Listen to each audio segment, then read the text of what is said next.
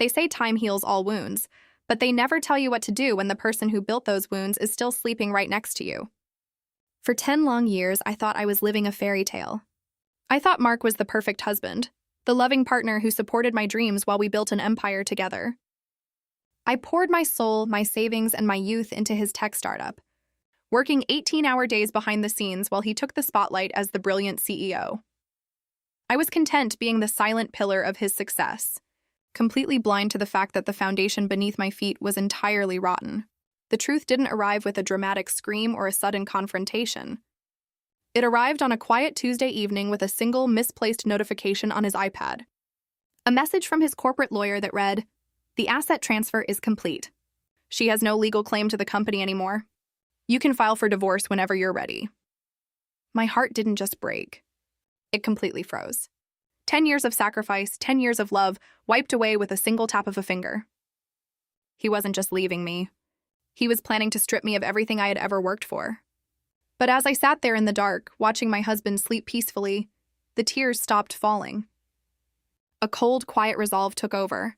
He spent a decade planning my downfall, but he had no idea I was about to dismantle his entire life in exactly 10 days. Before we go deeper into story, please take a moment to like and subscribe. If you have a second, drop a comment and tell me where you are listening from and what time it is there. It means more than you know. Day 1 was about finding out just how deep the knife went. I couldn't let Mark know that I knew anything. I had to smile, kiss him goodbye in the morning, and wish him luck at the office while my insides were screaming. The moment his car pulled out of the driveway, I went to work. I called an old college friend, Sarah, who specialized in forensic accounting. We spent the next 14 hours digging through hidden bank accounts, shell companies, and offshore transfers. What we found was sickening. Mark hadn't just transferred the company shares. He had been systematically draining our joint marital funds into a private account registered under his mistress's name, a young marketing assistant he had hired a year ago. He had left me with nothing but the mortgage on a house he intended to sell out from under me. Looking at the numbers on the screen, the sheer cruelty of it hit me. He wanted to leave me destitute, broken, and humiliated after a decade of loyalty. Sarah looked at me with deep pity in her eyes and asked, "What are you going to do, Elena?" I wiped a stray tear from my cheek, looked at the web of lies he had spun, and whispered, "I'm going to let him think he won."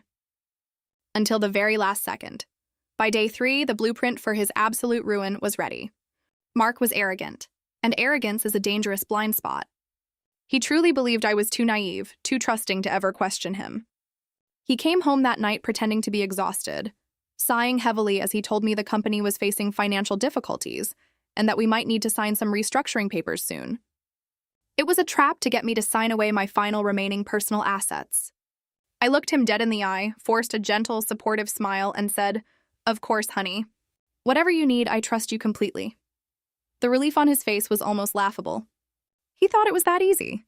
But what he didn't know was that I had already spent the morning granting full power of attorney to my legal team. We discovered a fatal flaw in his brilliant plan. The intellectual property of the core software, the very heart of his multi-million-dollar company, was still legally registered under my name from the early startup days. He had transferred the physical shares of the company, but he forgot to transfer the brain of the operation. He had the shell, but I held the key. Day 5 was all about turning his allies into my weapons. Mark treated his employees like disposable tools, especially his CFO, David, who had been underpaid and unappreciated for years. I invited David to a quiet cafe outside the city. When he arrived, he looked nervous, expecting me to beg for answers about Mark's sudden corporate changes. Instead, I slid a folder across the table. Inside was absolute proof that Mark was setting David up to take the fall for illegal tax evasions he had committed while hiding the marital assets. David's face went pale. The anger that flashed in his eyes was exactly what I needed. "He was going to ruin me," David whispered, his hands shaking. I leaned in, my voice calm and steady. "He is going to ruin both of us, David, unless you help me hand him over to the authorities. Give me the encrypted access to the main corporate servers, and I guarantee your name stays clean." By midnight, I didn't just have the server access. I had every single hidden email, text message, and offshore transaction Mark had ever made. The trap was fully set, and the countdown was ticking. Day 7 arrived, and the psychological pressure was starting to weigh on me. Acting like everything was normal while holding a nuclear bomb over my marriage was exhausting. Every time Mark touched my shoulder or asked what was for dinner, I felt a wave of nausea. He was already openly texting his mistress at the dinner table, smiling at his phone, completely checked out. He thought I was already defeated, a ghost haunting his house until he decided to throw me out. That night, while he was in the shower, I used his unlocked phone to send a mass email to his entire board of directors and major investors, scheduled to send in exactly 3 days.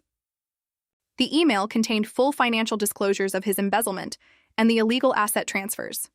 I also made sure to send a personalized copy to his mistress, showing her that the offshore accounts he promised her were currently being flagged for federal fraud.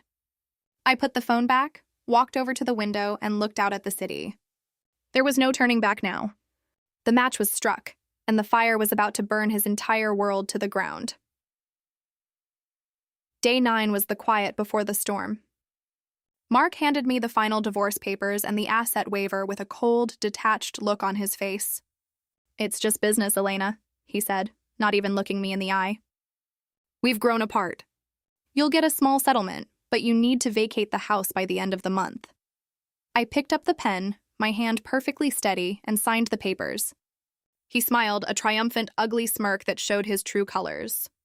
He thought he had successfully stolen 10 years of my life and left me with pennies. He left the house immediately to celebrate with his friends and his mistress at a high-end restaurant downtown. I watched his car drive away for the last time. I picked up my phone and called my legal team, the corporate board members, and the authorities.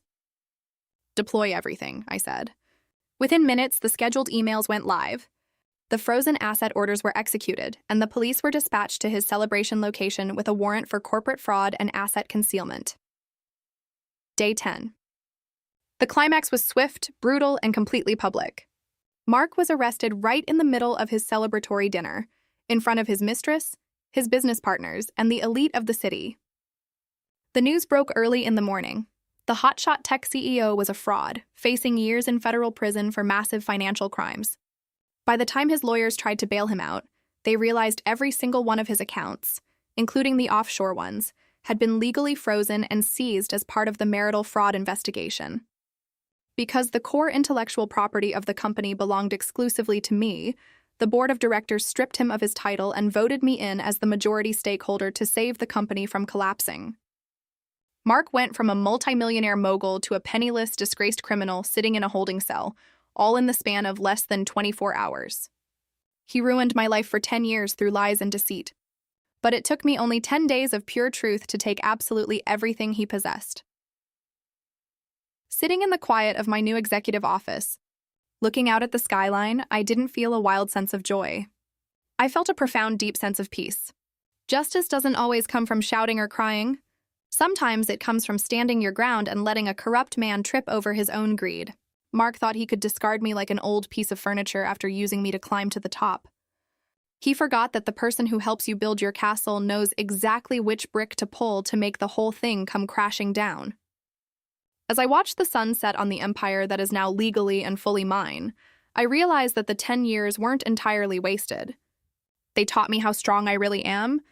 To anyone out there suffering in silence, feeling like someone has completely stolen your years and your dignity, do not despair. Keep your head clear, gather your truth, and remember that no matter how long the betrayal lasts, justice can arrive in the blink of an eye.